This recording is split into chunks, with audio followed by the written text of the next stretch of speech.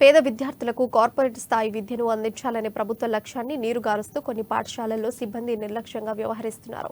మహబూబాబాద్ జిల్లా కేసముద్రం మండలం కల్వాల గ్రామంలోని ఆదర్శ పాఠశాలలో ప్రిన్సిపల్ విధులను నిర్లక్ష్యం చేస్తూ నిధుల దుర్వినియోగానికి పాల్పడటం స్థానికంగా చర్చనీయాంశమైంది. స్కూల్ ఎదుట విద్యార్థుల తల్లిదండ్రులు ఆందోళన నిర్వహించారు. ప్రిన్సిపాల్ను సస్పెండ్ చేయాలని డిమాండ్ చేశారు.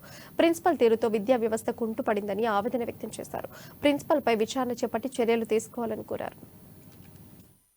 మోడల్ స్కూల్లో ఈరోజు పేరెంట్స్ అందరూ ఏకమై అక్కడ ఉండబడిన ప్రిన్సిపల్ గారిని కలవడానికి రావడం జరిగింది.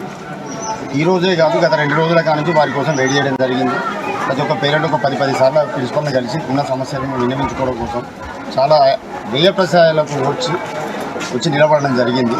ఈరోజు డిఈఓ గారు వచ్చి మా సమస్యలను మేము పూర్తిగా చెప్పకుండానే ఆయన సమస్యను దాటవేసి వెళ్ళిపోవడం కూడా జరిగింది. పిల్లల సమస్యలు చాలా ఇబ్బందికరంగా ఉన్నాయి. సరైన విధులకు హాజరు కానీ ఆ ప్రిన్సిపాల్ ఆయన కోసం మేము పడిగాపులు కాసిన విధి విధానాలు చూస్తే మాత్రం ఒక 100 సార్లు వచ్చినా కలవలేని పరిస్థితిలో ఉంది. స్కూల్లో పిల్లలకు ఉండబడిన ప్రాబ్లమ్స్ మామూలుగా లేవు.